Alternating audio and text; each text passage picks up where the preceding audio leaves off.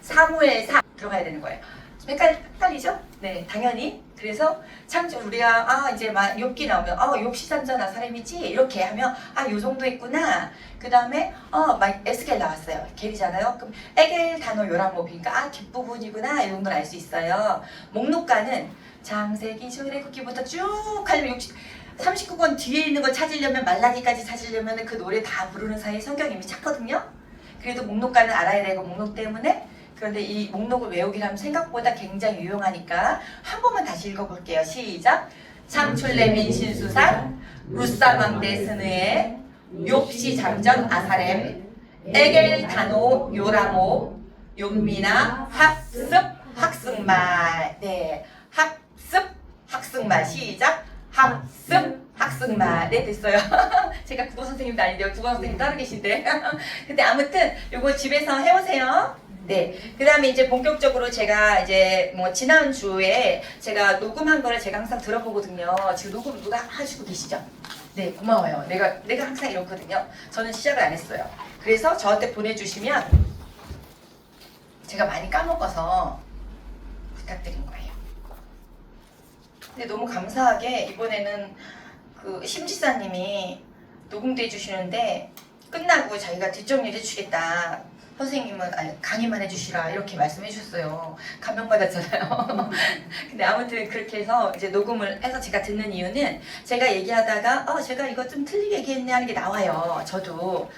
왜냐하면 목사님들도 얘기하다 보면은 좀 이렇게 그런 게 있으시잖아요. 그런데 그거를 수정할 길은 없잖아요. 근데 저는 다행히 있어요. 그 다음 강의 때 얘기하면 지난번에 제가 예수님께서 이사야서를 회당에서 읽으셨다 그랬어요. 그때 이미 70인역이라는 성경은 헬라어로 번역돼서 이미 있다 그랬잖아요. 지난번에 이제 안 들으신 분이 있는데 70인역이라는 성경책이 구약의 두루마리로 다니던 성경책이 70명의 랍비들이 그때 당시 헬라 문화권, 그리스 문화권의 사람들이 헬라 번역을 시킨 거예요. 그러니까 우리가 원래 히브리 성경을 우리 한국말로 갖고 있듯이 그게 구약 39권이 있었는데 목사님이 이제 예수님이 얘기하다가 제가 그 70인역을 읽었다 이렇게 얘기를 했어요. 70인역을 읽은 게 아니고 히브리 성경의 두루마리를 읽으신 거예요. 70인역은 갖고 있지만 그것을 모두 다 간 게 아니라 당시 이스라엘 사람들은 히브리말 성경을 읽었어요. 근데 이 헬라어 성경이 나중에 자기네는 갖고 있다가 그게 이제 그 로마의 지배 아래 가면서 로마가 그 기독교를 공인하면서 라틴어로 번역이 되고 그래서 그 라틴어가 주로 영어로 번역이 되고 그래서 그 영어가 이제 전 세계에 퍼진 거고 우리나라 말은 주로 성경 번역이 최초의 번역을 다 중국말을 번역했었어요. 처음에. 그래서 제가 원래 마귀들인데 그거를 귀신이라고 성경에 써있다 그랬잖아요. 그래서 영어로는 마귀들인데 그래서 귀신은 없다 읽었죠. 그런데 플러스 지금의 우리 개혁 성경은 중국말로 이렇게 예를 들어 뭐 마태복음 이런 식으로 쪽복음이었어요. 그런데 그것을 우리가 번역할 때 히브리 말을 많이 참조했어요. 그래서 우리나라 말이 오히려 히브리 말에 가깝다. 제가 그때 히브리 말은 어떤 나라 말이라고 그랬죠? 이스라엘. 네, 히브리는 이스라엘. 그 다음에 헬라 말은 원래 그리스 말이라고 했잖아요. 그런데 신약 시대에는 그리스가 오래 정복하고 있었다가 로마가 정복한 지 얼마 안 됐다 그랬죠. 네, 자 다시 얘기할게요. 헬라 말은 그리스가 알렉산더가 우리 알죠? BC 334년에 정복을 시작해가지고 쫙 페르시아까지. 예루살렘을 거쳐서 페르시아까지 정복을 다 해버렸거든요. 그때 이제 전 세계적으로 문화를 갖다 보급을 해요. 헬레니즘 문화를. 그래서 헬라 문화권에 있었는데 예수님 태어나실 때는 로마 병정이 있었잖아요. 그때는 로마의 시대로 바뀌었지만 제가 그거는 한 30년 전에 그 시대에 로마가 정복한 거예요. 헬라를. 그렇기 때문에 말은 주로 거의 헬라 말을 썼다. 그런데 예수님 시대에 본인들은 아람말을 많이 썼다 그랬잖아요. 자, 이거 너무 헷갈리시죠? 근데 히브리말, 아람말 둘 다 썼다 보면 돼요. 자, 우리 일제시대 때 한국말도 썼고 근데 우리가 일제시대 때가 조금만 그리고 일제시대 때 겪은 할아버지들은요 생각보다 일본어를 잘하잖아요. 일본어 아시면 저희 할아버지가 그랬거든요. 근데 일제시대가 좀 더 오래 있었으면 일본말을 많이 썼을 거예요. 한국말도 쓰고 똑같이 우리 애들이 지금 캐나다에 살거든요. 걔네들은 한국말도 하고 캐나다 말도 하듯이 히브리 말이 이스라엘 사람들이니까 히브리 말을 썼지만 그때 당시 국제 공용어는 그러니까 헬라가 많이 보급을 했지만 아람말을 썼다 그랬잖아요. 자, 제 말 이제는 정리가 됩니까? 아람말 썼다는 거 기억납니까? 자, 이때 여기가 제가 이스라엘이라 그랬어요. 자, 이게 구약 근동 지도인데 이스라엘이라고 그랬는데 여기가 아람 정도라 했잖아요. 아시리아가 시작된 게 여기 위쪽인데 아시리아가 아람을 정복하거든요. 그래서 아람이 실은 제국주의로서 큰 나라는 아니었지만 아람이 최초로 조금 큰 제국이었어요. 그러니까 아시리아 전에. 그렇기 때문에 아람어가 여기도 썼고 오랜 기간이거든요. 이거는 뭐 그때 언제 기간으로 가냐면 바벨론 포로 이전으로 가요. 그러니까 예전부터 아람말을 썼고 여기도 아람말을 썼었다. 페르시아도 쓰고 아람말도 썼어요. 그래서 이 당시 예수님 당시에 사람들이 아람말을 많이 써서 제가 그때 다시 얘기하면 반복하는 이유는 오늘 새로 오신 두 분을 위해서 여러분 반복해도 이해를 해주세요. 그러니까 패션 오브 크라이스트를 보면은 무슨 쿵쿵쿵 이런 얘기가 아람말이다. 그래서 아람어로 쓰여지고 있는데 신약 성경은 아람어로 쓰여진 게 아니라 헬라말로 썼다. 왜냐하면 그때 이미 로마가 정복했지만 우리 그리스가 전 세계 문화권이랬잖아요. 그래서 헬라어로 쓰여져야만 전 세계로 나갈 수 있기 때문에 제자들이나 그 신약 저자들이 헬라어로 기록한 거고 구약은 하나님 말씀 받아서 모세가 쓰고 시작해서 선지자들이 썼죠. 그럼 그 사람들은 어느 나라 사람이에요? 이스라엘 사람이죠. 그래서 구약은 히브리어로 쓰여졌다. 때로는 아람어가 조금은 있다. 자, 그러니까 다 까먹어도 구약은 히브리어로 쓰여졌고 그 다음에 우리 신약은 헬라말로 쓰여졌고 당시에는 아람어도 썼고 헬라말도 쓰는 사람도 있었어요. 바울같이로. 왜냐하면 이게 국제적으로 그리고 로마 시민권자였어요. 바울은. 그러니까 바울이 잡혀갈 때 거기 백부장인가 천부장이 너는 언제부터 시민권자냐? 나는 돈을 주고 샀는데 이렇게 얘기하거든요. 시민권을 돈 주고 샀던 시대예요. 로마 시민권. 그랬더니 바울이 얘기하기를 나는 나면서부터다 이렇게 했어요. 그러면 그 부모가 시민권자였다는 얘기예요. 그래서 바울은 로마 시민권자로서 헬라말에 능통하고 그다음에 히브리 말에도 능통한 사람이었어요. 왜냐? 가말리엘이라는 그런 아주 그 3대 성인이 있어요. 거기에 제자였어요. 바울이. 그거를 얘기해 주거든. 그러면 하나님께서 바울을 택하실 때는 헬라말도 능통하고 히브리 말도 능통해서 하나님의 기록되게도 남기고 선교 활동할 때 힘들지 않게 만드신 거예요. 여러분 만약에 영어권 미국에 선교를 간다고 치면 영어를 잘하는 사람을 데리고 가면 훨씬 더 하나님이 쓰겠죠. 그러니까 그래서 우리가 미지에 선교를 갈 때는 그 나라 말을 배우려고 선교사님들이 하잖아요. 중국 선교사들 중국말 잘하잖아요. 열심히. 그렇듯이 바울을 쓴 거예요. 그러니까 이 당시에 배경이 히브리말, 헬라말 이럴 때 이런 배경이 있다. 자, 그 다음에 그래서 우리가 지난번에 예수님이 회당에서 말씀하신 거는 70인역이 있지만 그때 두루마리로 된 히브리 말의 성경을 읽었다. 중요한 건 아니지만 제가 말을 틀리게 해서 다시 해주는 거예요. 그 다음에 페이지 여러분 33페이지 펴주세요.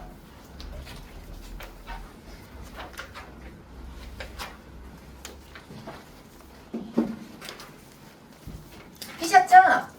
네. 제가 그때 성경은 어떻게 만들어졌을까 세우신 두 분이 이걸 녹음본을 들으시진 않았죠? 네, 원영옥 권사님 들으셨어요?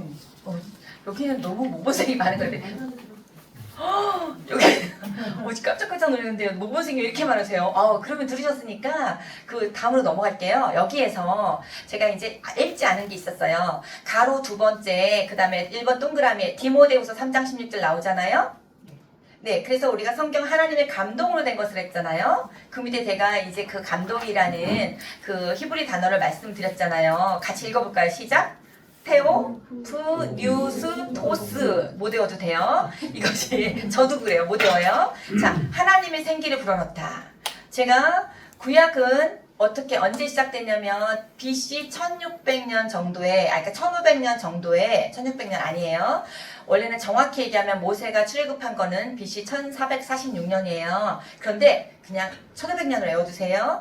그때 모세가 만들기 시작했는데 모세가 쓸 때는 이미 창조 얘기를 썼고 모세가 태어나기 이전이었고 그것이 다 하나님이 생기를 불어넣어서 감동으로 쓴 거라고 말씀드렸잖아요. 자, 그러면 2번 동그라미 읽어보면 알아요. 베드로후서 1장 21절 시작. 예언은 언제든지 사람의 뜻으로 낸 것이 아니요 오직 성령의 감동하심을 받은 사람들이 하나님께 받아 말한 것임이라. 여기 답이 나오죠. 예언이 성경 말씀이거든요. 그래서 성령의 감동하심을 받은 사람들이, 그쵸? 감동, 하나님이 생기를 불어서 하나님께 받아서 말한 거다. 자, 그러면 자 쓰겠습니다. 하나님 읽어주세요 하고 썼다고 보진 않아요. 하나님이 뭔가의 말씀을 주신 건 맞고 구체적인 것도 맞고 어떤 자기네가 본 거, 들은 거, 기록된 거 이걸 가지고 종합했는데 이런 모든 과정에 하나님이 개입하셨다. 그거 어떻게 하냐면은 여기 성경의 저자가요 3번 동그라미 나와요. 40인이 넘는 저자라고 나오죠. 우리 44명 정도로 잡아요.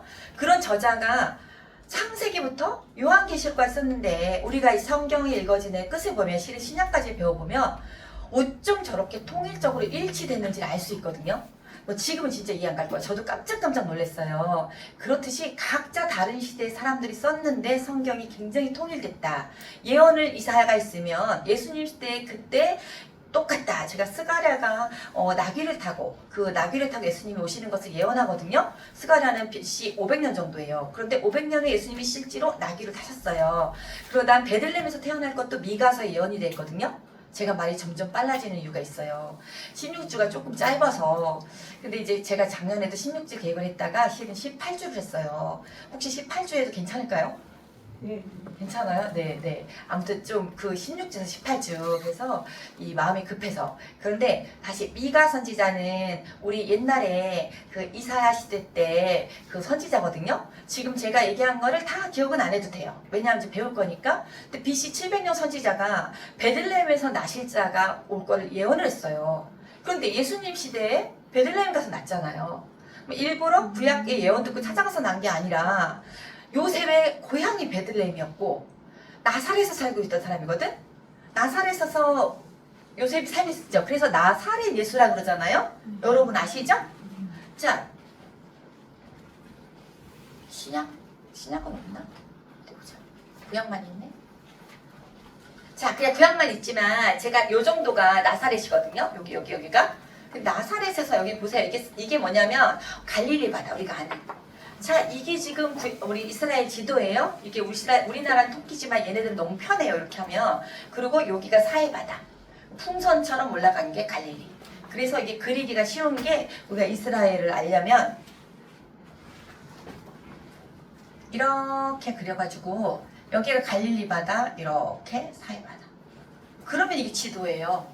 그런데 이 정도의 나사렛이 있거든요. 나사렛.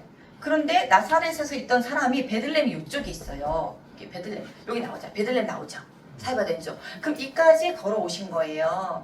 그때 사람들이 다 차가지고 여관에 자리가 없어서 우리 말구유에 있는 저기 어떤 헛간에서 태어나셨잖아요. 근데 그때 천하의 일이 로마의 황제가 천하에 호적하라고 한 거거든요. 호적. 그러니까 호적 신고. 그러니까 출생 신고를 자기한테 가서 해라. 출생 신고뿐이 아니라 우리 인구 조사처럼.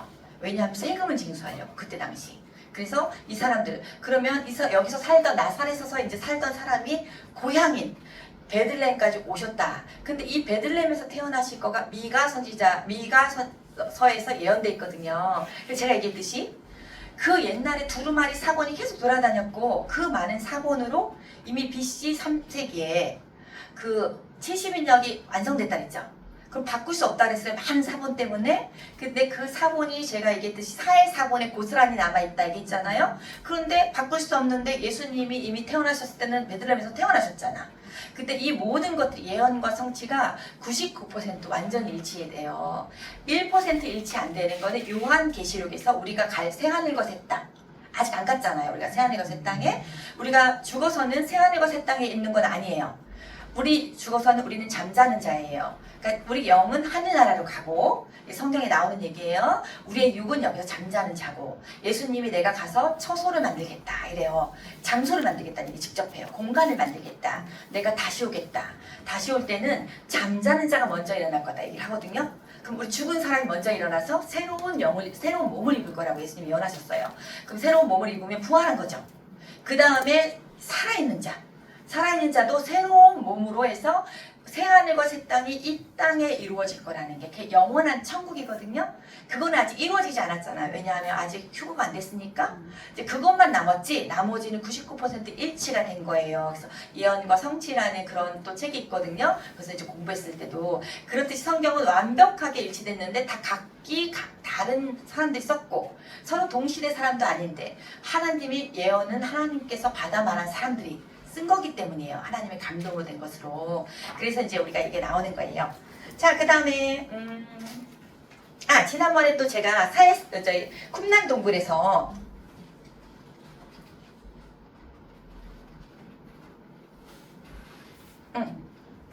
여기 사해바다예요. 사해바다 위에 쿰난 동굴, 여기 동굴에서 여기서 사해 사건이 발견됐다 그랬잖아요. 그 에스더 빼고 전체가 다. 그래서 이거 사람들이 다 필사했다 그랬잖아요. 더 많이 필사했을 거예요. 이게 없어져서 그렇지. 근데 이게 거의 2000년 뒤에 발견된 거잖아요. 그때 당시 쓴 사람들이 예수님이 돌아가시고 아마 이 사람들이 그 핍박, 예수님 이후에 많은 핍박이 있었고 이제 AD 예수님이 33세에 돌아가셨잖아요. 예수님 돌아가신 다음에 좀 더 있다가 30년, 35년 더 있다가 AD 70년 그때 이스라엘이 완전히 멸망하거든요. 그래서 돌 하나의 돌도 남김없이 성전이 다 폐파됐지만 없어졌어요. 그런데 그 전에 예수님 돌아가신 날 핍박이 있었어요. 그때 사람들이 또 여기서 샀던 사람이 있었고 또 하나 예수님이 태어나실 때도 이미 나는 산에 가서 이런 데 가서 진짜 하나님 말씀을 연구할 거야. 왜냐하면 그때 당시도 로마 시대잖아요. 그런 사람이 있었어요. 그러니까 이때 당시 이 사람들을 보통 에센파라 그래요. 우리 들어본 적 있죠? 에센파. 그 다음에 처음 들은 분도 많죠? 예, 많았다고 치고 우리 신약시대에 보면요. 사두개인 들어본 적 있죠? 네, 그 다음에 에센파도 있었고 그 다음에 독립투사들도 있었고 여러 사람이 있었어요. 근데 특히 우리가 사두개인을 통해서 예수님께서 사두개인들한테 막 뭐라고 해요. 그 다음에 또 사두개인, 에센파, 그 다음에 더 중요한 막 그 율법사들 그 율법만 알고 겉에 가서 외식하고 밖에 나가서 기도했던 사람들이 무슨 파였죠? 갑자기 바리새인 맞아요. 세상에 그걸 까먹었어요. 바리새인 그걸 바리새파라 그러거든요. 그 무슨 파 중에 에센파도 있었어요. 근데 사두개인은 그 제사장파예요. 제사장들이 완전히 정치와 결탁을 해가지고 자기네가 성전에서 막 장사를 했던 사람들. 그래갖고 우리가 돼지는 아니고 양을 가지고 와요. 제사 지내려고. 6월절 날은 예루살렘으로 제사 드리러 오잖아요. 그런데 가지고 왔는데 다 이건 흠결이 있다 그래. 그래서 아니고 거기서 장사를 해. 이걸로 새로 살아. 그래서 장사하던 사람 예수님이 가서 성전에서 막 채찍으로 때렸었잖아요. 그래서 내 아버지를 강도의 구렬로 만들지 말아라. 내 아버지의 집을 이렇게 말씀하셨잖아요. 그게 장사하던 무리들이 사두개파 사람들. 소위 있는 사람들, 돈도 많았고 그 다음에 제사장 파고 자기네가 그 로마랑 결탁하면서 기득권. 그래서 실은 안 믿은 거예요. 사두개파들은 부활을 안 믿어요. 그래서 부활을 안 믿는다는 얘기가 성경에 나와요. 그러면 바리새인들은 부활을 일단 믿어요. 그런데 바리새인은 예수님이 더 나쁘다고 한 이유는 완전히 율법만 가지고 그냥 중언부언하는 자, 그 다음에 기도를 하는 시간이 있어요. 이스라엘 사람들이 또 거기에 나와서 기도를 했어. 왜? 보여주려고. 그러니까 예수님께서 중언부언하지 말라 그랬고 나더러 주여 주여 저 하는 자마다 다 천국에 들어갈 것이 아니요 오직 내 하나님 함께 행하는 자라야 들어간다고 했어요. 이유가 중언부언한 사람이 너무 많았으니까. 그때 바리새파 사람들 그 배경으로 에세파 사람들이 이거를 기록했다. 그래서 에세파 사람들 때문에 지금 현재 우리까지도 이게 이런 게 성경이 정말이구나 알 수 있다. 그래서 이렇게 사회사건이 진짜로 있다고 말씀드렸죠? 네, 자 그 다음에 자 우리 목요일날 지금 우리가 특별새벽 부흥회 다 나오세요 혹시? 네, 이제 목요일날 우리 노진준 목사님이 수요일 목요일에 오셨잖아요. 노진준 목사님이란 분이 우리 지난번 어성경에 이거지네 했던 분들 다 알아요. 왜냐하면 제가 미국에서 노진준 목사님을 처음 알게 돼서 2004년, 5년 정도에 너무 말씀이 좋아서 항상 이제 많이 듣고 사람들한테 좋은 설교도 링크 걸고 해요. 근데 그 노진준 목사님께서 이제 막 얘기를 하실 때 두 번째 날 설교가 우리가 바벨론에 예레미야가 이제 바벨론으로 가라. 그 가서 밭을 갈아라. 그 다음에 장가도 가라. 결혼도 해라. 애기도 낳아라. 그렇게 얘기하니까 사람들은 익숙해질 수 있었지만 그 사람들이 이제 본향을 향하는 마음이 있었다는 이제 설교 있었잖아요. 그런데 우리가 바벨론 포로에 도대체 왜 가는지 다 아셔요? 모르신다는 전제하에 수업을 할게요. 자, 우리는 실은 몰라요. 저도 옛날에 진짜 몰랐고 저는 얘기했듯이 7살 때부터 교회를 다녔고 그리고 심지어 대학교 때는 기독학생회 제가 부회장 출신이에요. 그럼에도 불구하고 바벨론 포로 도대체 많이 들었죠. 그다음 페르시아 듣고 그 다음에 예레미야가 도대체 어느 시대에 갑자기 나타났나. 그리고 오늘 목사님 설교에서도 다니엘이 나오는데 다니엘한테 얘기하시면서 뭐 다니엘이 이제 그 뭐라 그랬죠? 내가 써놨는데 잠깐만요. 그래서 안 써놓으면요.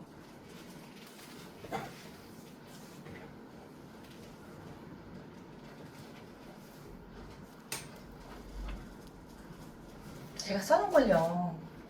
어디다 붙여놨나 모르겠어요. 아, 여기다 써놨다. 찾았다.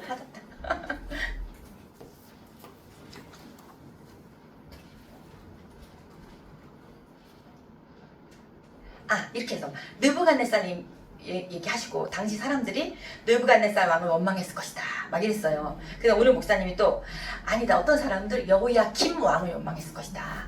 다 새롭잖아요. 우리가 듣기에. 그리고 다니엘에 갔더니 그 사람들이 이제 그 여호야김 왕 때 다니엘이 끌려간 거거든요. 그럼 보세요. 선지서죠 다니엘은.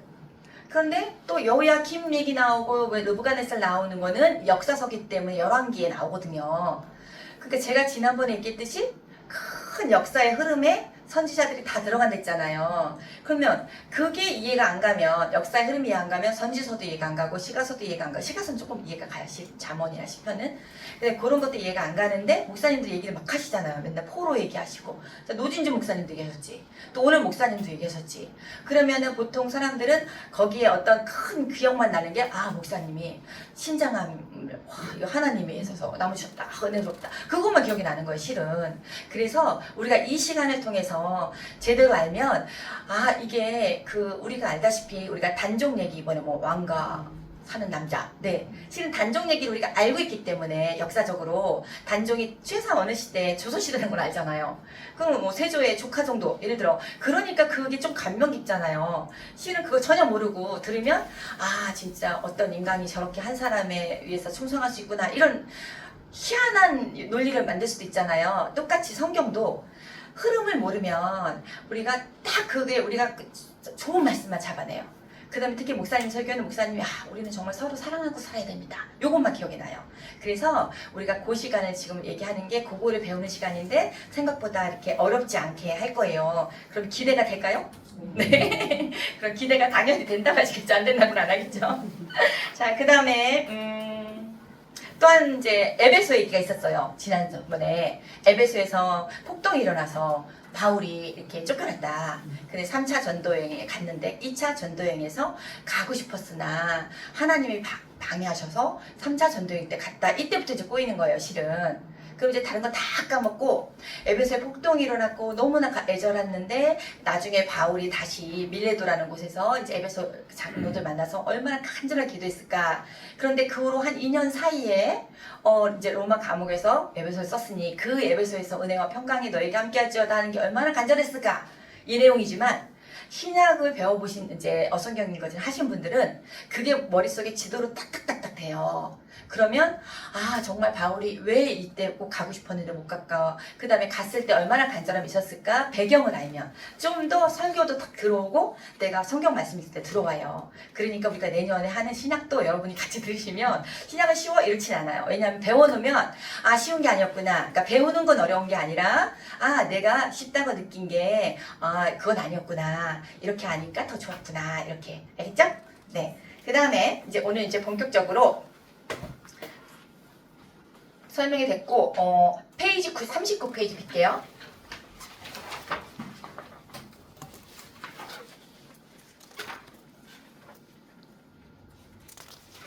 구약 분리표가 나오잖아요. 자, 우리가 창세기 출애굽기 쭉 에스더 뭐 욥기 시편 잠언 전도서 이렇게 어차피 나오잖아요. 자, 앞에 17권 초록색은 제가 역사서라 그랬잖아요. 자, 그 역사가 있다는 얘기, 역사가 이렇게 지나가는데 오늘 사사기를 있단 말이야. 그쵸? 그러면 사사기 얘기를 했을 때 뭐가 기억날까 했을 때 하나님이 이제 시험하시려고 연단을 주시려고 유다를 정복 안 하고 유다가 아직 그 골짜기 사람들은 정복을 안 하고 산지 사람은 정복했다 이랬어요. 실은 어려운 얘기예요. 뭐 골짜기는 뭐고 산지는 뭐고. 그런데 그런 얘기가 우리가 순서적으로 여호수아가 정복전쟁 한 다음에 정복전쟁 일으키는 과정에 사사기란 시대가 있었구나 라는 거예요. 근데 이거를 제가 먼저 안 하고 제가 오늘 창세기를 먼저 할 거예요. 작년에 제가 여태까지 평생 요거를 먼저 했어요. 전체 흐름을 중요해서. 그런데 창세기를 먼저 하면 우리가 이걸 왜 배워야 되는지 알아요. 실은 왜 배워야 되는지 모르는 상태에서 지난번에 유승숙 권사님께서의 구약을 왜 배워야 되는지 너무 잔인하기만 하고 우리가 왜 구약 역사를 알아야 되는지 너무 도움이 된 거예요. 근데 제가 지금 듣고 집에 가서 막 하루 종일 이렇게 생각을 해보니까 그럼 구약을 우리가 왜 배워야 되는지 그걸 먼저 가르쳐주고 다시 흐름을 잡는 게 훨씬 이해가 쉽겠구나 하고 제가 진짜 한 20년 강의를 했거든요. 그래서 요만큼 바꾼 거예요. 그러니까 창세기가 원래 뒤에 요거 배운 다음에. 근데 창세기가 한 3, 4회 거쳐서 하는 거예요. 근데 창세기가 3, 4회면 도대체 나머지는 언제 다 할까? 말라기까지. 이게 아니고 창세기가 가장 중요하고 그게 뚫리면 뒤에가 다 뚫리기 때문에 창세기를 길게 하거든요. 그리고 어렵기도 하고. 창세기를 배우고 그 다음에 다시 요 시대를 다 나가면 이렇게 여러분이 이해 가실 거예요. 그래서 우리가 이렇게 나갔고 요 시대 안에 우리가 요 사람들도 요로 들어오고 이 시가서 썼던 사람도 요로 다 들어올 거다. 근데 우리가 구약 역사잖아. 그러니까 이스라엘 역사잖아. 왜 배워야 되는지 그걸 오늘 배울 거예요. 아시겠죠? 네, 그러면 이제 오늘 어디 배우냐면 또 페이지 41페이지 펴주세요. 그래서 잠깐 넘어가는 거예요. 자, 영광 나오죠. 네, 영광이 나오는데 창세기 1장 1절을 들어가기 전에 영광에 대해서 그 다음에 42페이지 펴주세요. 뭐 나와요? 하나님 나라 나오죠. 우리가 아는 영광이 어떤 의미인지 하나님 나라의 어떤 의미인지 이게 이론적으로 중요해서가 아니라 이 두 단어를 정확히 알면 성경 안에서 이제 성경이 너무 쉬워지기 때문에 먼저 배우는 거예요. 여러분 영광에 대해서 뭐라고 그냥 설명을 하는 게 자기가 아시는 영광에 대해서 얘기해 주세요. 어떤 거가 영광 같아요? 뭐 정답 있다는 거 생각 안 하셔도 돼요. 우리 그냥 틀려도 되는데 우리 너무나 모범생이어서 맞는단 얘기 하시려고 우리가 보통 아는 거 감사와 찬양 드린다. 뭐 우리가 영광 그 정도 알잖아요. 이게 실은 영광에 대한 책이 한 권 있어요. 근데 우리가 미국으로 2000년대에 갔거든요. 근데 구역 예배를 하는데 구역장이 영광이 뭐라고 생각합니까? 물어봐요. 저도 평생 교회 다녔는데 왜 영광을 물어보지? 영광이 영광이지? 영광이 뭐라고 합니까? 라는 걸 물어본 사람이 한 명도 없었거든요. 그래서 그냥 조용히 하고 있었죠. 그래서 그때 영광에 대해서 말씀해 주시면서 책을 소개해 줬어요. 그러니까 영광에 대해서 우리가 아주 어렵진 않지만 알면 되게 쉬워져요. 자, 1번 나오죠. 네, 바로 1번. 사람에서 하나님한테 갈 때 나오죠. 이건 우리가 늘 아는 의미예요. 지우개가 제가 갖고 온 그래서 이렇게 없을까봐 들고 다니는 지우개가 또 있어요. 가방이 요술 가방에서 별거 다 나오죠? 잘 안 주워진다. 큰일 났다. 상태가 잘 안 좋은가 보다. 자, 그쪽에서 이쪽에서요? 네. 네. 영광. 제가 글씨는 못 써요? 자, 여러분, 우리가 요게 번데기가 아니고 하나님 표신 거 아시죠? 이거. 네, 하나님. 그 다음에 여기가 사람. 자, 사람에서 하나님은 올라갈 때가 있어요. 영광이라는 의미. 우리가 늘 아는 거. 하나님께 영광을 돌리세요. 하나님께 감사와 찬양 올립니다. 우리가 하나님께 영광된 삶을 살아야 됩니다. 이런 얘기 많이 하죠? 그럼 우리가 쉬운 영광. 사람에게 하나님을 올려드릴 때는 하나님 영광이에요. 그런데 요거를 간과하고 있는 게 하나님에서 내려올 때가 있어요. 사람에게. 그러면 이거는 하나님의 참모습. 거기 써있어요. 참모습. 써있죠? 두 번째 가로. 자. 무슨 말이냐면 이 성경 읽기 전에 먼저 말씀드릴게요. 그냥 내가 하나님이에요. 그러니까 그 다음에 우리 남편이 이제 인간이야, 사람이야. 그러면 내 영광, 나의 모습이에요. 그러면 겉모습이 아니라 나의 속성, 나의 모든 가치관, 나의 모든 것이 그 영광이라고 해요. 그래서 나의 영광이, 내가 하나님이에요. 나의 영광이 저 사람에게 나타나길 원하세요. 하나님이. 뭐라고 얘기하냐면 거울 같은 거예요. 그게 어떤 곳에 나오냐면 여기 나와요. 이번에서 두 번째 동그라미 있죠. 고린도전서 나오죠. 자, 11장 7절 같이 읽어볼게요. 시작. 남자는 하나님의 형상과 영광이니 그 머리를 마땅히 가리지 않거니와 여자는 남자의 영광이니라. 굉장히 어려운 말이죠. 남자는 하나님의 형상과 영광이래. 자, 이 고린도전서를 바울이 썼거든요. 자, 남자가 있어요. 그러면 남자가 내가 하나님이야. 나의 영광이란 얘기는 나의 모습이 저 사람한테 나타나야 된다는 거야. 하나님처럼 살아라. 항상 처음에 예수님께서 사랑해라. 내가 너희를 사랑하듯이 너희도 서로 사랑하라 하잖아요. 그럼 내가 사랑의 속성이 있어, 하나님이. 그럼 나의 영광대로 저 사람이 살아야 돼. 그러니까 나의 모습이야. 그래서 남자는 하나님의 형상과 영광이란 표현은 하나님의 모습이다. 모습이어야 한다는 얘기예요. 자, 그러면 여기 보면 머리에 마땅히 쓰지 않는데 아무것도 안 써도 되는데, 그런데 또 보니까 여자는 뭐래요? 남자의 영광이래. 자, 여자한테 또 그 남자 하나님의 모습이 흘러가야 된다는 얘기야. 하나님의 모습이에요. 하나님의 참 모습이 영광이야. 그래서 여자는 영광이다. 남자의 영광이다. 이거 영광을 알지 못하면 이거 이해가 안 되는 구절이에요. 그러면 하나님은 왜 기분 나쁘게 남자한테 먼저 영광이고 여자한테 나중에 영광이나? 그거는 아니에요. 나중에 창세기 배우면 나와요. 다 어차피 내가 하나님의 나의 영광이 저 사람이야. 그럼 저 사람이 하나님처럼 살아야 돼? 그게 그대로 여자한테 영광이야. 그러면 이 영광이 하나님 영광이 흘러가야 돼. 곧 다 똑같다는 얘기거든요. 그런데 이때 당시 여자는 머리에 썼어요. 쓰라고. 그러면 지금의 천주교에 가면 머리에 뭐 쓰죠? 이것 때문에 쓰는 거거든요. 네, 왜냐하면 가리라고 했으니까. 근데 이거는 우리가 성경을 잘못 해석하는 거예요. 성경을 해석하는 게 첫 번째가 있어요. 이거 조금 어려운 말인데 여러분 너무 공부를 잘하신 것 같아서 1번이 석이에요. 그 당시의 배경대로. 그 당시에는 머리 썼어야 돼요. 이유는 그 당시의 사람들은 여자들이 약간 창기들 그런 사람들이 주로 단발을 하고 머리를 길지 않고 단발을 하고 그래서 머리도 자르지 말라는 게 성경에 나오거든요. 그리고 와서 그 예배 때 어쩔 때 와가지고 막 중언부언하고 막 큰 소리로 소리 지르는 것이 예배 문화에도 들어온 거예요. 그래서 여자는 교회에서 잠잠하라는 얘기가 또 나오죠. 그런 게 막 그 큰 소리로 막 하는 게 그 이방실에 접속한 여자들한테 그 풍습이 들어와서 그래서 그 당시에 막 단발머리 하는 게 문제가 돼서가 아니라 그때 당시에 단발머리는 그 창기들을 상징하는 거였기 때문에 그래서 이 머리를 그냥 가리라고 했단 말이에요. 그럼 석의는 이때 당시 사람들은 1차 독자한테 하는 게 석이거든. 1차 독자? 그럼 가리라는 게 맞아요. 근데 2차 독자는 우리가 성경 해석의 두 번째가 해석이에요. 어려운 말이지만 딱 두 개는 외워두세요. 해석. 우리한테 해석해야 되잖아요. 그럼 우리가 그때 당시 그대로 그때 지금은 창기들이 머리를 더 짧을까요? 더 길고 예쁘겠죠. 그때 당시에 1차 독자한테 한 얘기와 지금 우리는 단정해야겠구나. 교회에서도 이렇게 우리가 해석할 수 있는 성경. 그 다음에 우리 구약시대 돼지고기 먹지 말라고 그러잖아요. 석의는 그때 당시 돼지고기는 부정한 짐승이라고 하나님이 정하신 거예요. 부정해서 부정이 아니라 하나님이 부정한 짐승, 정결한 짐승을 정한 이유가 있었어요. 근데 그 이유도 살펴보면 돼지고기는 우리가 율법을 광야 생활에서 줬죠? 출애굽기 할 때. 자, 율법 줄 때 40년간 돼지고기를 먹을 때 돼지고기는 기생충이 많다 그래요. 완전히 익히지 않으면. 그렇기 때문에 그 사람들 돼지고기 먹으면 몸에 굉장히 안 좋아요. 여러 가지 원인이 다 있는 거예요. 불결한 짐승을 하나님께서 정하신 거거든요. 그런데 예를 들어 우리는 지금 예수님이 십자가에 달려 돌아가시면서 성전에 휘장이 있었죠. 커튼. 그게 찢어졌다는 얘기 다 들어보셨죠? 네, 성전 휘장은 성소와 자, 이거 볼게요. 요게 휘장이에요. 이건 지금 성막이에요. 자, 성막은 옛날에 모세가 만든 게 성막, 이렇게 하나님이 얘기하신 구조대로 만들었어요. 성전은 이 구조 똑같이, 이 사이즈 똑같이 성전을 만든 거예요. 누가? 솔로몬이, 다윗이 다 준비해서. 그러면 우리가 모세가 더 먼저예요? 다윗이 더 먼저 사람이에요?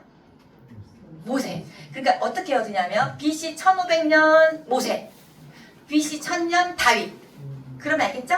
자, 모세가 출애굽해서 가나안 땅 가서 거기서 정착해서 왕정 시대가 발생하잖아요. 그러니까 모세는 BC 1500년, 다윗은 1000년. 자, 그럼 이거는 지금 성전 모형도거든요. 자, 성막 모형도예요. 잘못 말했어요. 그러면 성전도 똑같이 돼 있다 그랬잖아요. 이게 휘장.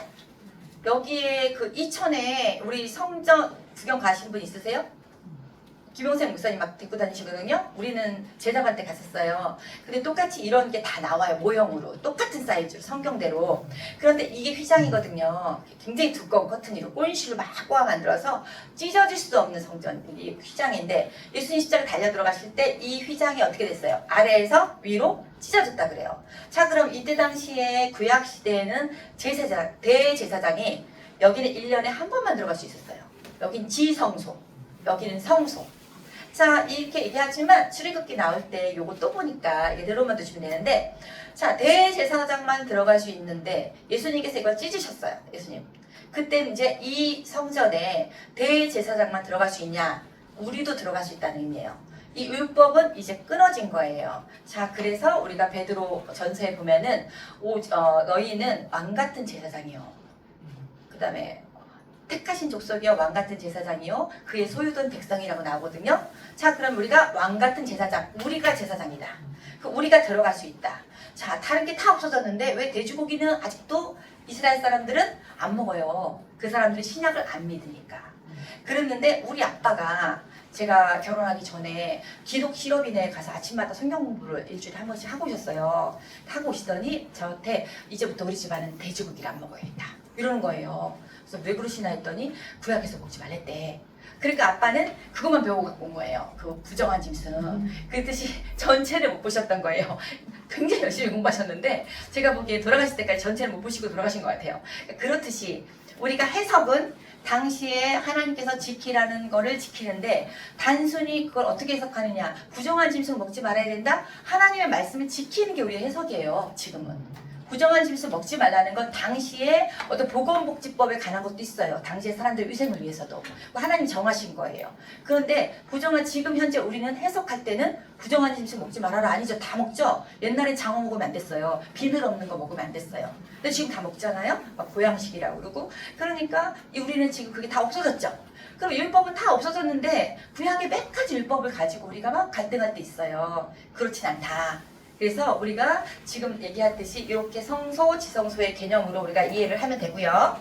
자, 그 다음에 타임. 네, 잘하셨어요. 네, 잠깐 쉴게요. 자, 그럼 다시 영광에 대해서 우리가 이제 감사와 찬양은 우리가 다 아니까 우리가 큰 1번에서 가로 1번에서 1번 동그라미에서 시편 96편 7절에서 만국의 족속들아 영광과 권능을 여호와께 돌릴지어다. 자, 그건 감사와 찬양을 올리는 거예요. 돌릴지어다. 자, 그 다음에 이제 우리가 아까 그대로 투영되는 거, 그 사람 하나님의 모습이 영광이라고 그랬잖아요. 자, 그러면 1번 동그라미로 갈게요. 창세기 1장 26절 나오죠. 자, 하나님이 이르시되 우리의 형상을 따라 우리의 모양대로 우리가 사람을 만들고 그들로 바다의 물고기와 하늘의 새와 가축과 온 땅과 땅에 기는 모든 것을 다스리게 하자 하시고 나오잖아요. 하나님의 형상과 모양대로 우리를 만들었잖아요. 그러면 그 얘기는 하나님이 영광 됐다는 거예요. 우리한테 그렇게 만드셨다고. 그런 의미로 이해하면 돼요. 그걸 영광이라 표현해요. 내 영광을 위해서. 그래서 이거는 제가 안 써놨네요. 그냥 여러분이 하나 써주세요. 이사야 43장 7절에 보면 이사야는 사 이렇게 쓰면 돼요. 43장 7절에 보면 제가 이걸 읽어드릴게요. 내 이름으로 불려지는 모든 자 곧 내가 내 영광을 위하여 창조한 자를 오게 하라. 그를 내가 지었고 그를 내가 만들었느니라. 하나님이 영광을 위해 창조했대요. 우리를. 자, 그 영광은 하나님이 감사와 찬양을 받고 싶어서 했다. 그것도 맞아요. 1번의 의미도 있고. 2번, 내가 영광돼서 나의 모습 형상을 따라 모양대로 만들었으니 너도 나처럼 살아라. 서로 사랑하며 살아라. 이렇게 해서 하나님이 그 공동체 하나님의 나라를 만드신 거거든요.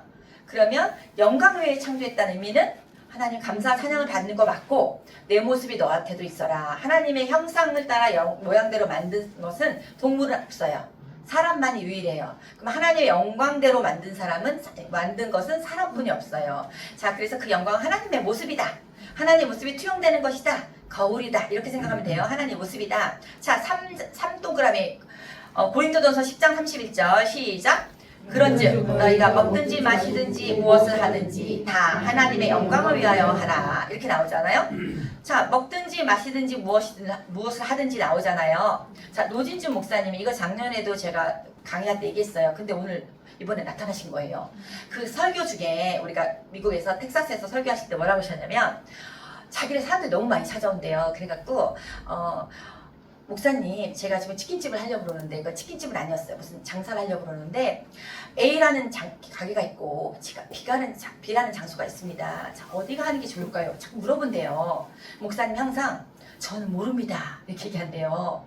그 의미는 A가 장사가 잘 될까요? B가 장사가 잘 될까요? 의미지. 그게 꼭 목사님한테 물어보는 게 아닌데, 그래서 이때 이 말씀을 했었어요. 그런즉 너희가 먹든지, 우리가 무엇을 하든지예요. 마시든지. 어디 가서 괜찮다. 하나님의 영광을 위해라. 그러니까 하나님의 영광이 나타나게 하라.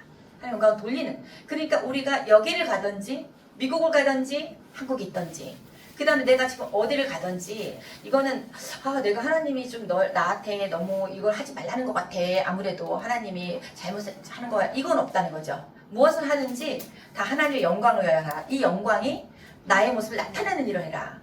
자, 나의 모습을 나타내서 너희가 서로 제가 요한복음 3장 13장 34절에 새 계명을 너희에게 주노니 서로 사랑하라. 너희가 서로 사랑하면 모든 사람이 너희가 내 제자인 줄 알리라 이랬거든요. 자, 사랑하면 다른 사람들이 예수님의 제자인지는 안 돼. 그럼 복음이 전파된다는 얘기거든요.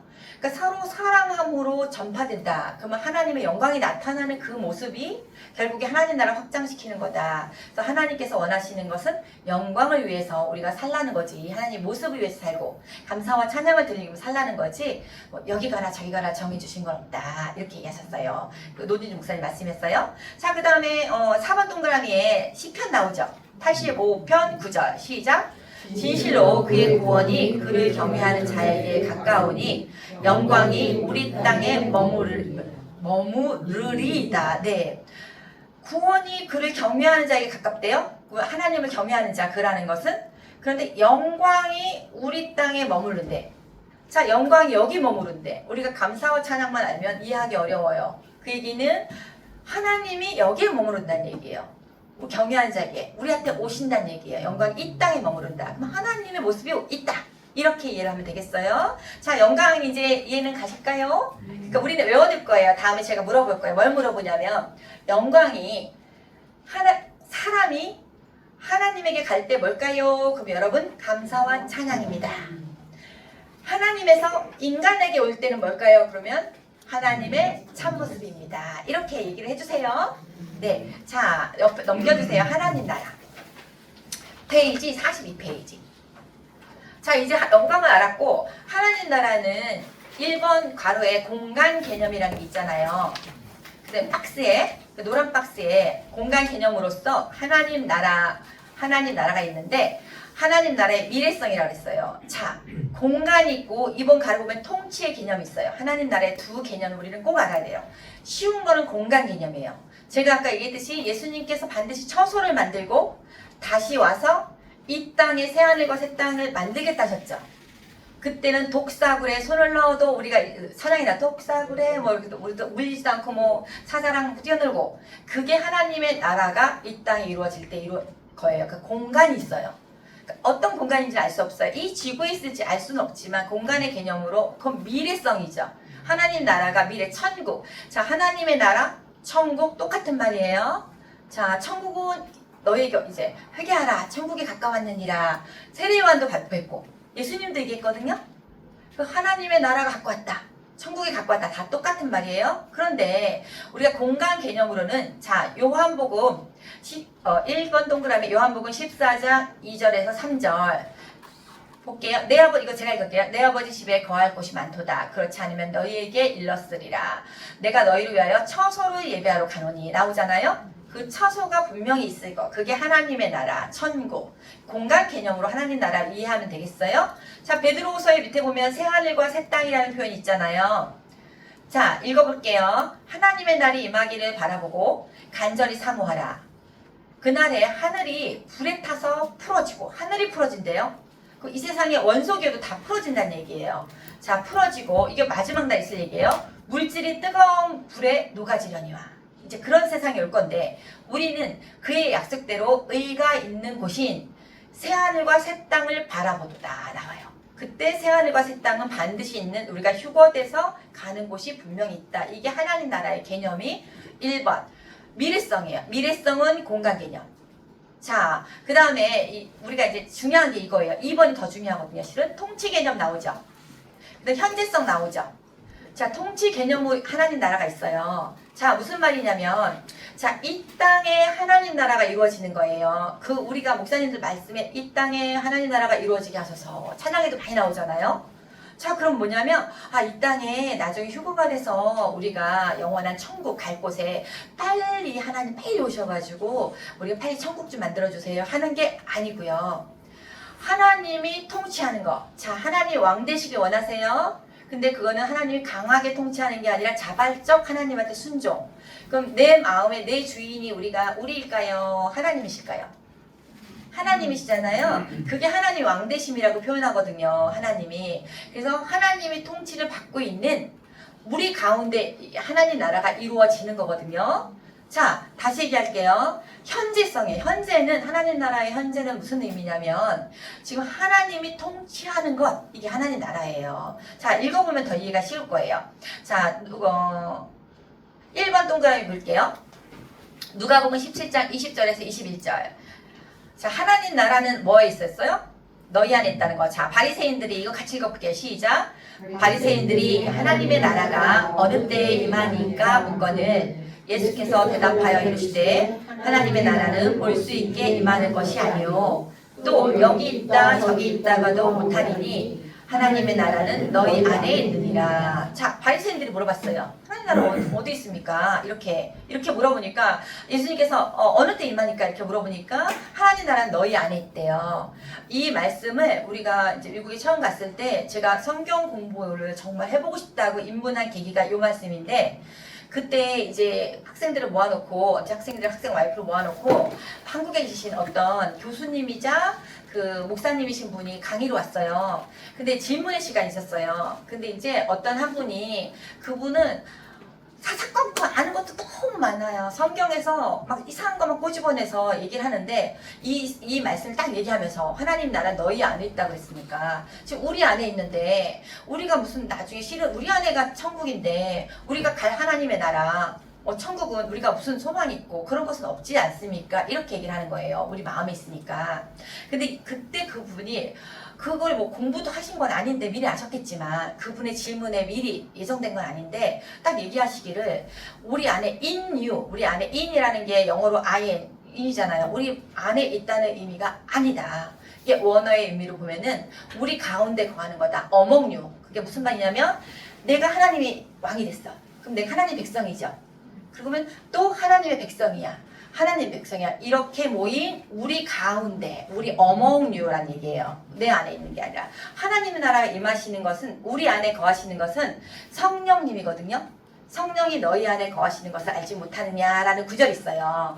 고린도전서 3장 16절에 그러니까 너희가 하나님의 성전인 것과 우리더러 성전이래.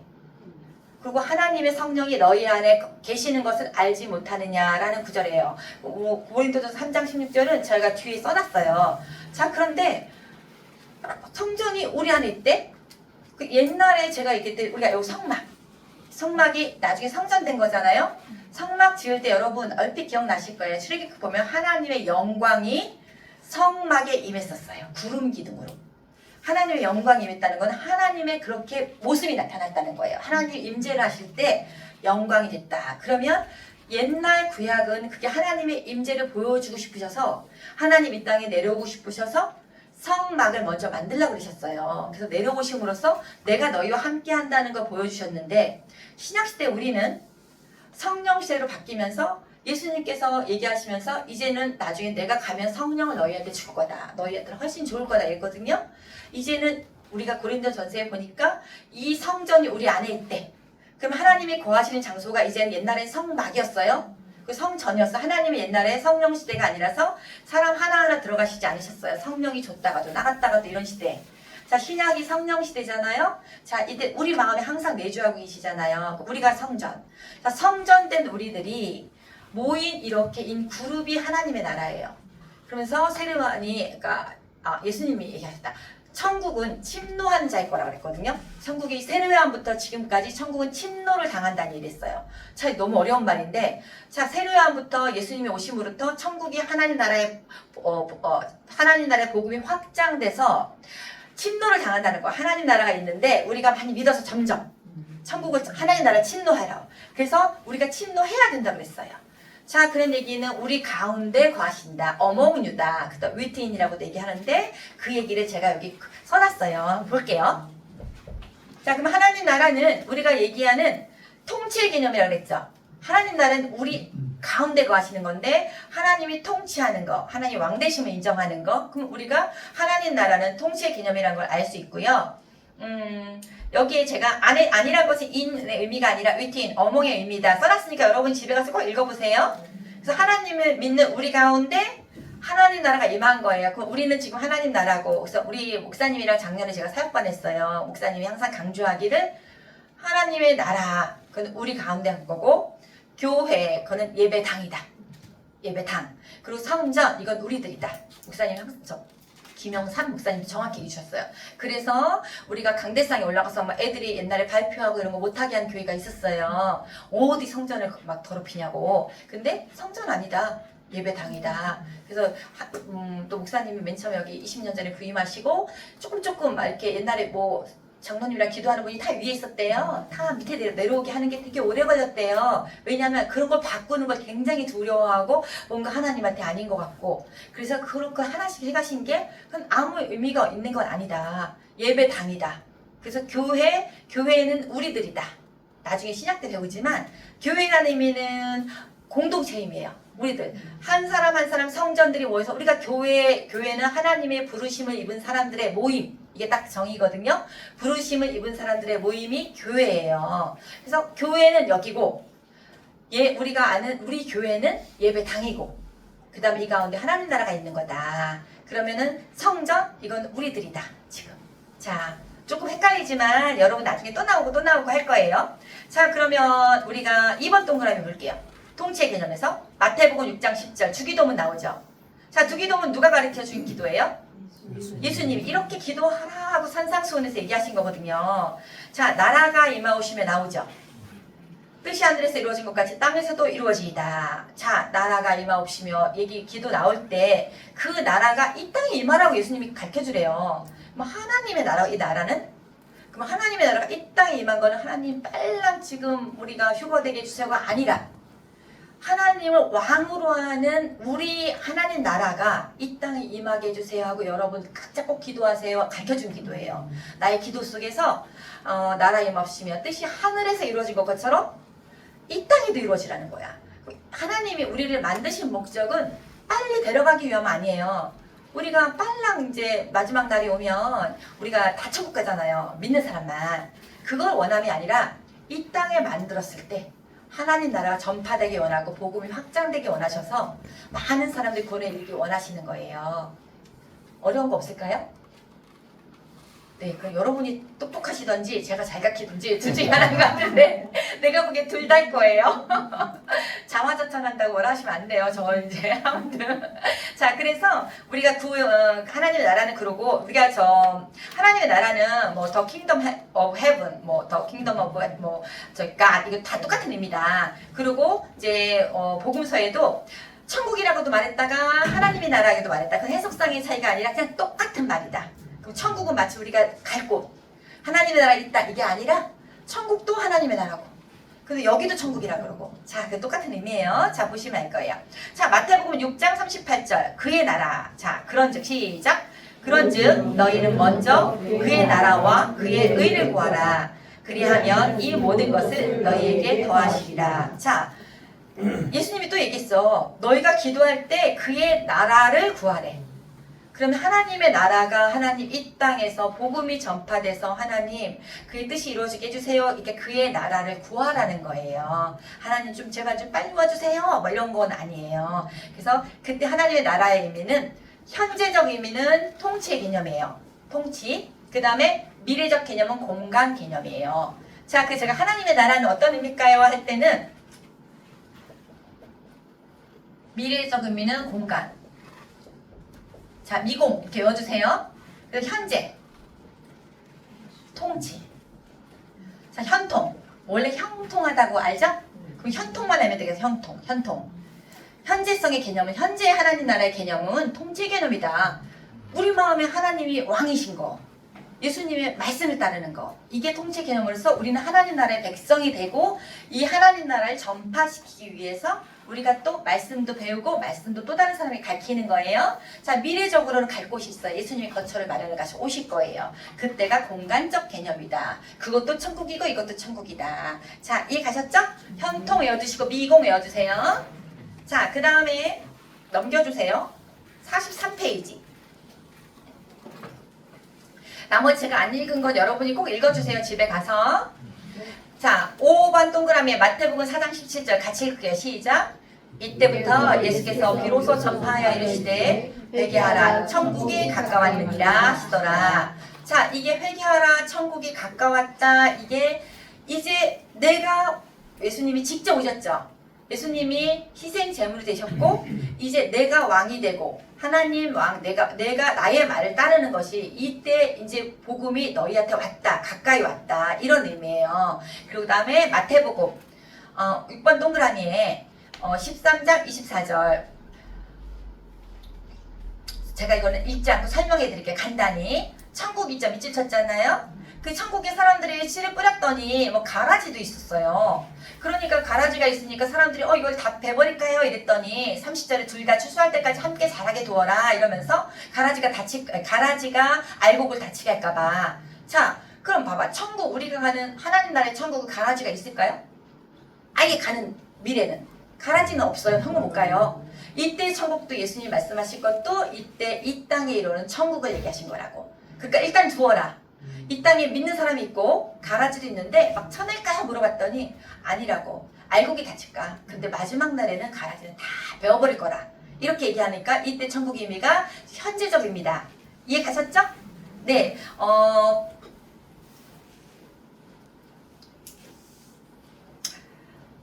11번 동그라미만 먼저 읽을게. 다 중요하지만 제가 안 읽는 거예요. 율법과 시작. 율법과 선지자는 요한의 때까지요. 그 후부터는 하나님 나라의 복음이 전파되어 사람마다 그리로 진입하느니라. 자, 율법과 선지자는 구약을 말하거든요. 이 요한은 세례 요한의 때까지야. 세례 요한이 마지막으로 예수님을 벌써 이렇게 보라 어린 양이 하나님 어린 양이로다 이랬잖아요. 세상죄를 지고 가는. 그때 구약에 예언된 거를 세례 요한이 반포를 한 거예요. 그때까지이고 그 후에는 하나님의 나라의 복음이 이제 전파된대. 왜냐면 예수님이 왔잖아.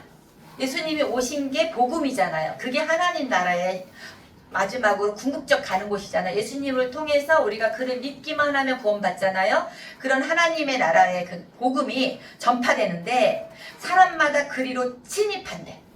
하나님 나라로 이제 들어간다. 이 얘기예요. 이제 이해 가셨죠? 네, 옛날에는 좀 이게 이해 안 가실 수도 있었겠죠? 아닌가요? 저만 이해 안 갔었을까요, 옛날에? 저는 이해 안 갔었어요, 옛날에. 자, 그 다음에 우리가 창세기 1장 펼 거예요. 그런데 창세기 1장을 펴기 전에 뭘 먼저 말할 거냐면은 우리가 지금 창조를 믿으세요 하면은 여러분은 다 믿으실 거예요. 그 제가 우리 남편이 그 여기 대안학교에서 여기 뭐지? 아무튼 지금 맨날 까먹네. LCS예요. 너무 어렵네요. 아무튼 LCS에서 이제 그 강의를 할 때 창조가 강의를 했다 그랬잖아요. 지난 한 3달 전인 것 같아. 근데 이제 5학년 애들이 있어요. 그래갖고 저는 이제 남편이 있고 모니터링 하려고 저 뒤에 앉았는데 제가 화장실 가서 물어본 거예요. 너네는 창조를 믿니? 그랬어요. 그러니까 진화를 믿니? 그랬더니 당연히 창조를 믿죠. 아니 100% 애들이 다 창조를 믿는 거예요. 근데 속으로 아니 그러면 우리 남편이 왜 강의를 왔지? 한 거예요. 아니 걔는 그냥 오히려 다 받아들여. 근데 어른들은 나는 오히려 나중에 고등학교 때 제가 전문 한번 얘기했듯이 진화도 믿고 창조도 믿었거든요. 우리가 뭔가 아메바에서부터 이렇게 해가지고 이렇게 될 거다.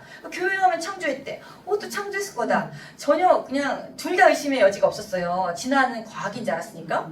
그러면 나중에 가서 이제 우리가 알게 돼서 바뀐 건데, 아니 얘네들은 대안학교 애들이 기독교 대안학교니까 완전히 너무 잘 믿고 있더라고요. 그래서 이제 대부분의 우리가 간단히 우리가 창조 과학이라는 것은 창조를 과학적으로 증명하는 게 아니고 진화도 과학이 아니다라는 걸 말하는 게 창조 과학이거든요. 그 뜻이 우리 곰곰이 생각해봐요. 원숭이에서 우리가 나왔다. 아메바라는 그러니까 세포 하나에서 단백질이 만들어지고 단백질 몇 개가 얼마가 있어서 아메바가 만들어져서 우리가 맨날 외웠던 거 있죠. 뭐 조류, 어양파조 막 외웠던 거. 결국 우리까지 왔는 게 믿어져요? 그게 더 어려워요. 더 어려운데 사람들 그걸 믿어요. 왜냐? 과학이라고 하니까. 자, 창조도 믿어져요? 실은 우리가 믿으니까 믿어지는 거지. 아니 말씀으로 이 천지가 창조되고 별이 만들어지고 해가 만들어진 게 안 믿어져요. 그게 안 믿어졌어. 그렇죠. 근데 지금 믿어지세요? 헷갈려요? 그전보다는 믿어지지만 네네네. 이해도 조금 되지만 네. 아직도 헷갈려. 네네네 맞아요. 그 저도 예수님을 7살 때서 믿었다니까요. 그리고 뭐 고등부 때 나름대로 막 뜨겁게 가고 기도하고 막 고등부 때 막 그렇게 했어요. 그럼 막 눈물로 막 기도를 하는데도 진화를 믿고 있었다니까. 그런데 우리가 둘 다 솔직히 딱 봤을 때 현실적으로 둘 다 안 믿어지는 얘기면 둘 다 이론이고 이념이에요. 뭐를 믿느냐. 그런데 우리가 성경을 배워가면서 우리가 그걸 하나씩 하나님의 이런 전체의 통일된 여러 가지 보면서 우리가 알아지고 하나님이 우리한테 딱 주시는 것 때문에 알아지는 거지. 근데 최소한 안 믿는 사람이 물어볼 때가 있어요. 그러니까 지난 우리가 외국에서 어떤 사람이 와서 밀러의 실험이랑 거의 정통으로 나와요. 밀러의 실험에서 우리가 최초의 아미노산이 만들어졌다. 이렇게 나오는데 그게 노벨상까지 받았고. 그러면 이걸 어떻게 설명할 거냐 이렇게 물어본 적이 있어요. 그러면 최소한 우리가 몇 가지는 알았을 때 대답해 줄 수 있는데 아유 그거 의심하면 안 됩니다. 교회로 온 사람인데 그냥 믿으세요. 뭐 이게 다 정답인 것처럼 돼 있잖아요. 그러니까 우리가 그 여러 가지 창조과학에서 얘기하는 진화론이 왜 틀렸는지 그게 많은데 제가 그 중에서 우리 남편이 항상 미국에서도 그 창조과학 강의를 할 때 제가 몇 가지를 이렇게 뽑아놓은 게 있거든요. 쉬운 거 3가지만 우리가 알아놓으려고요. 근데 여러분 책에도 있어요. 피세요. 몇 페이지 피냐면 그리고 창세기를 들어가야 최초에 하나님이 천지를 창조하시니라부터 알 수 있어요. 맨 뒤에 이거는 149페이지. 네? 149페이지. 149페이지래요. 여러분이 피시면 돼요.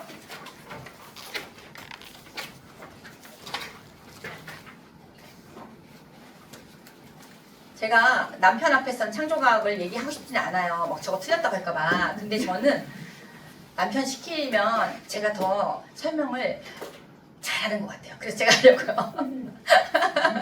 그건 아니고 자 보세요. 진화론을 하고 너무 이거 어렵게 보이지만 생각할 거 없어요. 사람의 몸은 37조 개의 세포로 구성된다는 과학자들 얘기하는 거죠. 37조 개래. 저는 뭐 개념도 어려워요. 그러면 세포 안에 DNA라는 게 들어본 적 있잖아요. DNA. 우리 맨날 세포 안에 DNA가 있대. 2m래요. 세포 하나에 2m가 있대. 그것도 이제 과학자들이 이거는 뭐 밝혀진 거죠. 그 다음에 이제 ATCG 이 4개의 염기로 구성돼서 이 염기가 반드시 이 순서대로 돼야 되는 거예요. 다 어려워서 몰라도 돼. 그러면 사람 전체의 DNA는 74조 개가 있어야 돼. 4조 미터. 왜냐하면 2m니까 2 곱하기 37조 개니까. 그러면 74조 미터가 사람이 있는 거예요. DNA가. 띠로 보면. 그게 태양과 지구의 거리를 250번 왕복할 수 있는 길이래. 자, 이게 우연히 이루어졌다는 게 진화론이거든요. 근데 이것도 순서가 정확해야 되거든.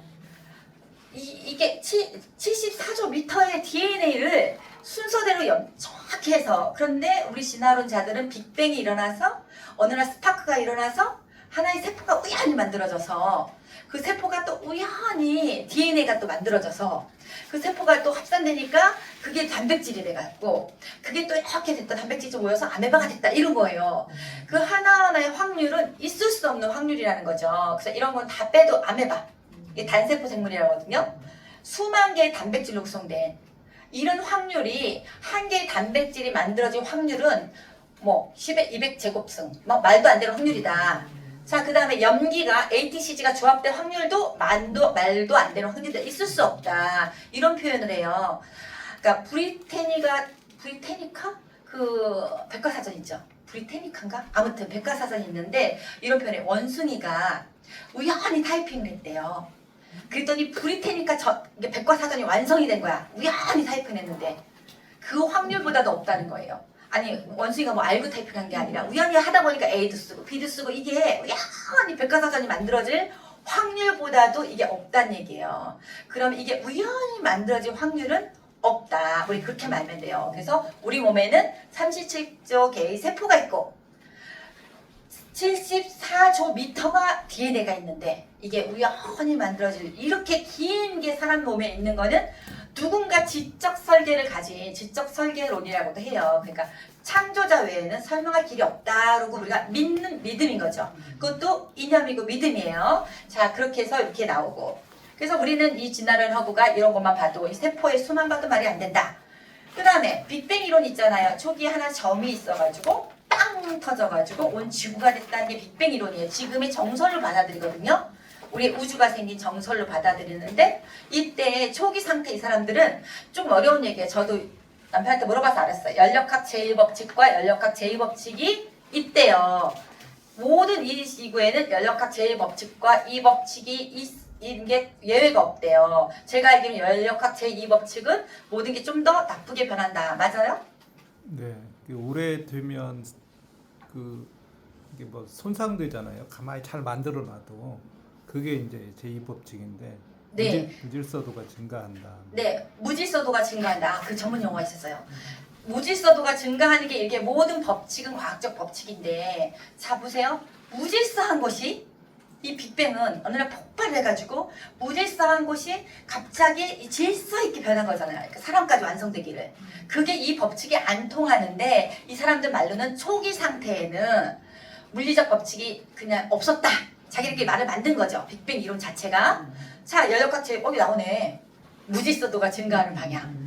1법칙은 에너지는 다른 형태로 바뀔 수는 있지만 생성 또는 소멸하지 않는다. 자, 물이 녹아서 얼음이 물이 돼도 그 질량은 똑같다. 그러니까 무조건 똑같다. 에너지나 그런 게 있는데 이런 거에 다 어긋나는데도 불구하고 이 초기기 상태에는 물리적 법칙이 없었다 하고 주장하면서 빅뱅 이론을 펼쳤지만 이 자체가 말이 안 된다. 여러분이 그렇게 하시면 되고 진화론도 창조론도 증명될 수 없게 그쵸? 과학이 아닌 이론이지만 진화론은 교과서에 나온 게 과학으로 알아요. 그 다음에 진화론을 믿는 것이 창조론을 믿는 것보다 더 어려워요. 실은 우리는 믿음으로 하나님이 이 세상을 창조하심을 믿습니다. 자, 이해 가셨죠? 네. 이거요? 우리 책에 나오는데? 연력학 그건 안 나와요. 아, 안 나와요. 몰랐어요. 설명을 안 써 있어서. 그러니까 우리가 네네, 이거 사진 찍은 거 올려주세요. 사진 찍으셨으니까. 아, 네. 안 나오는군요. 이거 왜 안 나왔을까요? 이거 하다가 우리 남편이 이거 PPT 만들면서 내가 설명 좀 써놓으라고 해서 써놓은 것 같아요. 여기는 안 나왔어요. 이거 중요해요. 여러분 집에 가서 써놓으세요. 네. 자, 그래서 우리가 자녀들도 나중에 물어보면 다른 건 안 해도 우리가 아까 세포수 DNA가 74조 이게 250번 반복하는 게 우연히 이루어질 너 그거 믿니? 이렇게 얘기하고 그 다음에 빅뱅이 조그만 점에서 빵 터진다고 그러는데 이게 이 자기네들이 말하는 이런 법칙에도 어긋난다. 이 정도만 얘기해주면 여러분 할 수 있을까요? 할 수 있다. 손 들어주세요. 왜 아무도 안 들어요? 두 사람 들어야지. 네 집사님, 정희 집사님 할 수 있다. 맞죠? 손 드신 거죠? 한 분이에요? 저기 네, 손 두 분. 네, 그럼 됐어요. 두 분만 있으면. 자, 마지막 밀러의 실험이에요. 우리 밀러의 실험 들어본 적 많잖아요. 우연히 이렇게 했더니 아미노산이 만들어졌다. 아미노산은 이제 단백질을 합성할 수 있는 게 하나의 단위인데 이게 그래서 이 밀러가 이래가지고 그 노벨상도 받았어요. 그래갖고 이제 이게 최초 원시의 이 세포가 이루어질 수 있는 이게 큰 발전이라고 생각한 거예요. 그러니까 진화론이 갑자기 발전된 거예요. 그런데 이게 우연히 봤는데 이런 거 막 가열을 하거든요. 근데 누가 가열자가 없어 최초에는. 근데 제일 중요한 건 다 가열해서 만든 게 좀 어렵지만 이거 어렵지 않아. 아미노산이 형성됐는데 이게 L과 D형이 같이 형성됐어요. 그런데 D형은 단백질 합성 방해. 자, 우리 몸에 있는 아미노산은 L형만 존재해요. D가 같이 있으면 방해한대요. 근데 이 실험은 방해하는 것도 같이 만들어진 거야. 그러니까 이걸 가지고 단백질이 될 수가 없어요. 그런데도 L도 나왔으니까. 그럼 어떤 막 스파클이라고 물도 넣고 이런 뭐 메탄, 암모니아, 수소를 막 넣거든요. 그러니까 이게 최초를 우리가 진화론을 설명할 수 있는 이게 발견이다 했는데 이 설명 자체도 말이 안 돼서 이거 가지고는 될 수가 없다. 제일 중요한 거 1991년 밀러가 실험 후 38년 만에 고백을 했어요. 과거에 우리가 주장했던 원시 대양에서의 생명 발생 학설은 이제와 생각해보니 너무나 동화 같은 이야기였으며 태초의 생명이 어떻게 시작됐는지는 현재로서는 아무도 모른다. 이렇게 얘기를 했어요. 그러나 교과서에는 얘기가 없어요. 아직도 생물 교과서에 밀러의 실험이 나와요. 실험한 사람도 이거는 동화 같은 얘기다. 이걸로 생명이 발생될 수 없다고 얘기를 했어요. 그러니까 밀러의 실험은 틀렸다. LD 어려우면 단백질 합성에 방해하는 것까지 만들었고 그렇기 때문에 될 수 없는데 밀러도 91년을 고백했다. 이 세 가지가 창조해서 우리가 진화론이 틀렸다 라고 얘기할 수 있는 근거로 우리가 제가 3개만 한 거예요. 아시겠죠? 네, 그 다음에 창세기 이제 들어갑니다. 조금이라도 들어가야죠. 이제 제가 지난 시간과 이번 시간은 좀 이론적으로 알아야 되는 거지만 이제 창세기 본격적 들어가면 우리가 재밌을 거예요. 자, 교재는 어디를 피시냐면 몇 페이지죠? 창세기? 44페이지. 44? 네, 44페이지. 제목을 볼게요. 창세기에 나타난 뭐예요?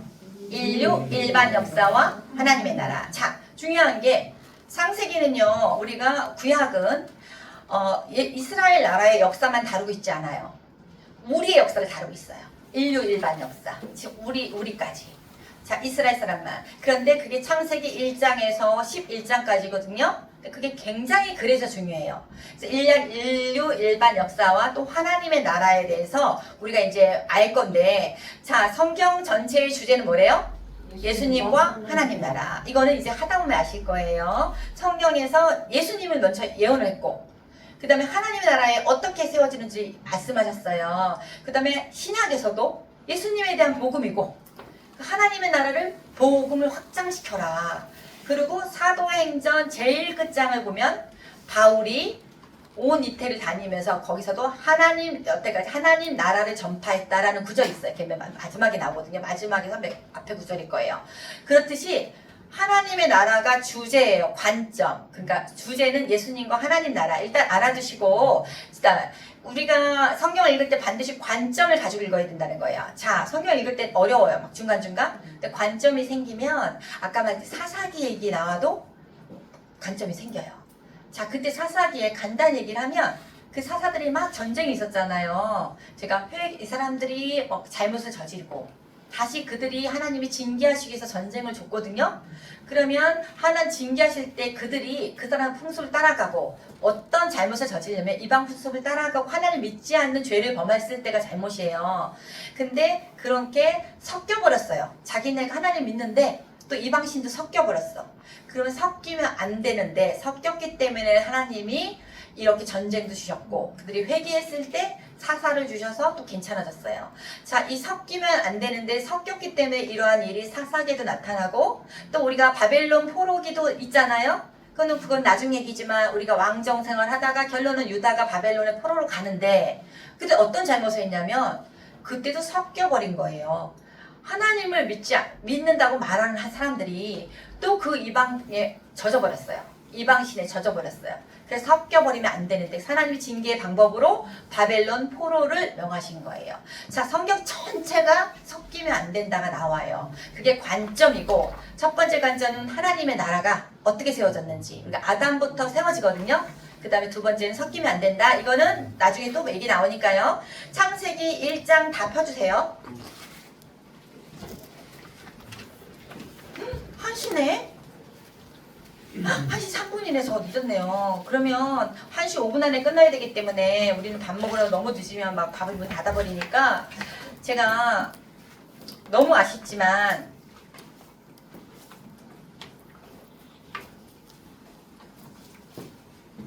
이것만 할게요. 1장 1절 제가 읽을게요. 같이 읽을게요. 시작. 태초에 하나님이 천지를 창조하시니라. 그 다음에 땅이 혼돈하고 공허하며 흑암이 깊음 위에 있고 하나님의 영은 수면 위에 운행하시니라. 끝까지만 할게요.